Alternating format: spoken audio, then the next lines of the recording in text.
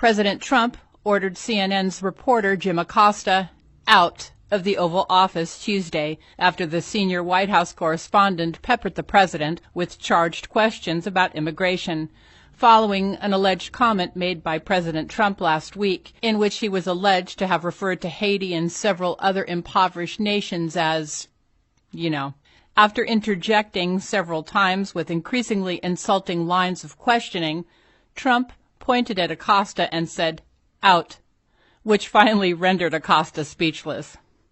"Mr. Trump," Acosta shouted 3 times, finally getting President Trump's attention. "Did you say that you want more people to come in from Norway? Did you say that you wanted more people to come in from Norway? Is that true, Mr. President?" Acosta barked at Trump. "I want them to come in from everywhere. Everywhere. Thank you very much, everybody," Trump replied, while Acosta continued to interject. "Just Caucasian or white countries, sir? Or do you want people to come in from other parts of the world? People of color?"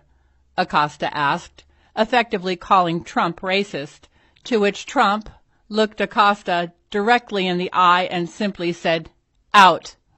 Acosta spoke about the incident with Wolf Blitzer afterward and said that it was clear the president was ordering him out of the room.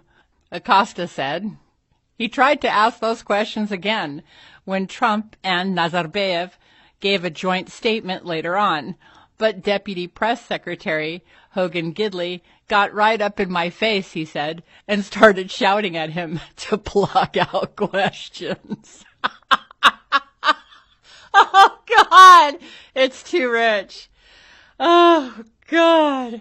It was that kind of a display, Acosta recalled.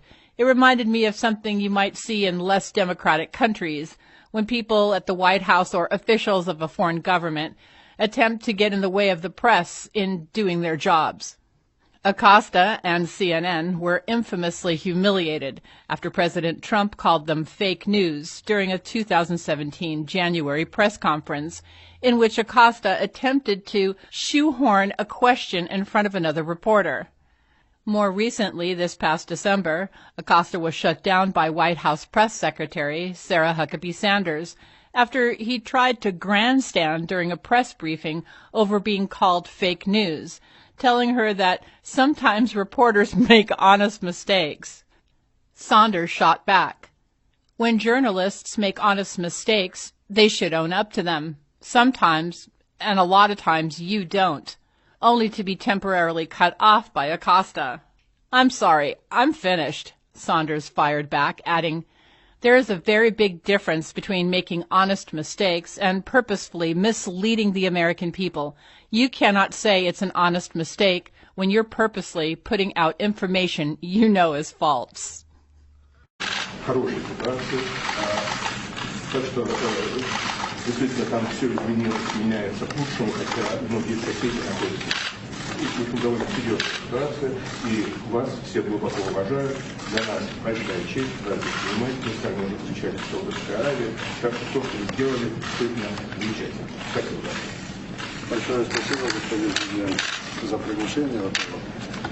Пользуясь случаем, я хочу вас поздравить с годовщиной вашего президентства и огромными успехами в экономике. First of all, Mr. President, thank you very much for your invitation. It's a great honor to be here, and I would like to start with congratulating you with the first anniversary in the office. And that year was very productive, and you achieved a lot for your country. Thank you. Я первый президент нашего региона, и само то, что я здесь нахожусь, большая честь, и я их представляю сегодня. И для Казахстана всегда было важно политическая поддержка нашей независимости и целостности территории. И все 26 лет Казахстан является другом Америки. And I'm the first president from my part of the world to be received in the White House. It's a great honor, and Kazakhstan has always enjoyed very good political relations, and we appreciate American support for our independence and territorial integrity, and for the 26 years of our independence we enjoyed a very good, strong partnership with your country. We appreciate that very much. Сегодняшний визит тоже доказательством этого является. And today's visit is a witness to that friendship and partnership. Надеюсь, мы поговорим обо всем, что интересует вас и нас в регионе. And I'm looking to the fruitful discussion with you on the topics that are of mutual interest to our both countries. И двухсторонние экономические отношения поднимутся еще на высокий уровень. And I do believe that after this visit, the economic cooperation between the two countries will grow even further. Я благодарен вам, желаю дальнейших успехов. And once again, thank you for your hospitality, and I wish you success. Well, thank you very much. And we've been talking a little bit about the economies and our economy, and as the President has already said and has said again and will say again, we have broken a lot of records. We're breaking another one today. The stock market is way up. Jobs are back. Black unemployment is the best it's ever been in recorded history. It's been fantastic, and it's the best number we've had with respect to black unemployment. We've never seen anything even close, so we're very honored by that. And our country is doing very well. Economically, we've never had anything like it. I don't believe we've ever been in a position, and the President was so saying, we've never been in a position like we have. Many countries and many companies are moving back from other countries where they left the United States, and they're now moving back into the United States. We had some big announcement recently with Chrysler going back to Michigan. We had Toyota coming in, and it's going to build a massive plant. We have many, many companies coming in, and they're building in the United States, and that means jobs. So I appreciate all the nice things you've said, and I look forward to our luncheon. I look forward to our discussions. And with that, I just want to thank everybody for being here. Thank you, everyone. Thank you, Jim. Mr. President, did you say that you Thanks, wanted everyone, more people to come in from Norway? Did you Thank say you, that you Jim. wanted more? Thank you very much. Thank you very much. I want them to come in from everywhere, everywhere. Thank you very much, everybody. Thank you, Jim. Time to exit. Thank you, everyone. Thanks, everyone. Jim, thank you. Jim, thank you. Thanks, everyone. Mr. President, Jen. Thank you, Jim. Time to exit. Thank you, everyone. Thanks, everyone. Jim, thank you. Jim, thank you, Jim. Time to exit. Thank you, everyone. Thanks, everyone. Jim, thank you. Finding out what all these Obama officials knew about the dossier, when they knew it, is key. Now, we've been following these developments closely, and we will continue. Joining us now with reaction, Fox News legal analyst Greg Jarrett, former Trump campaign associate, guy who was spied on for a year based on Hillary's dossier. No dossier, I'm sorry. If no dossier, no application to spy on you, and through you, the entire Trump campaign. Great to be in the middle of it, isn't it? Completely out of control, Sean, yeah. All right, but Mueller also, you're on the list of people that he's asking for all these emails, texts, et cetera. Do you know what who the individual is that they're talking about? Well, there's... is it a guy that's been melting down on TV tonight? That's my understanding. You know, after everything I've been through, this is a small drop in the bucket, so kind of become pretty numb to it a long time ago. So, Greg, what's your take on the list? And what's fascinating about all of this to me is I have my list of people that need to answer questions. One of the first things you would do as a special counsel would be to begin subpoenaing all of the documents of texts and emails and other communications. And here we are 10 months later, and, you know, Bob Mueller's just kind of getting around to doing that right about now. Yeah, a little late, right? Yeah. And, you know, as for this guy, Sam Nunberg, who is a peripheral figure in 2015, before he got fired from the Trump campaign, has been hauling off all day long in an incredibly erratic sort of meltdown way and making all kinds of baseless accusations that he had no access to. For example, he said of Carter Page, he said Carter Page colluded with the Russians.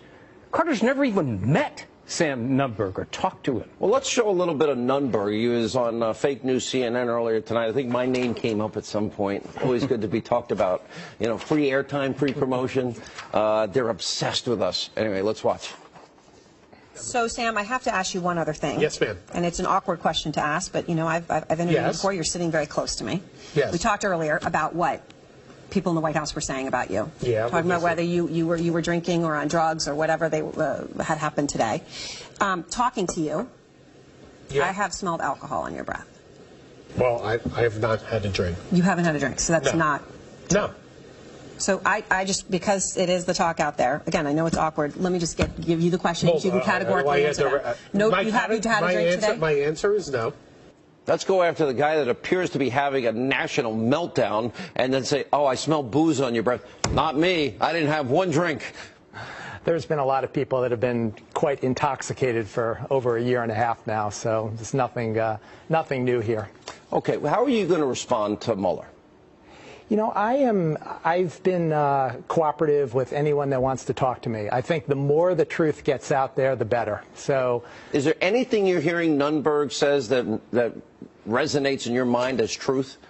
I was called by dozens of reporters today, and they were asking me for a reaction. I just said, well, ask them where the facts are. You know, everything should be based on facts, and unfortunately, it's been pretty seldom focused on that thus far. And now you talk about investigative creep. Now we're looking into the Emirates. Now we're looking into Sam Nunberg and what they know about him. Right. And where's the Trump-Russia collusion? Because even last week on The View, you know, Mr. TV himself, Adam Schiff, said there is nothing. He couldn't name any evidence. Yeah, he's finally backtracking. He was the driving force.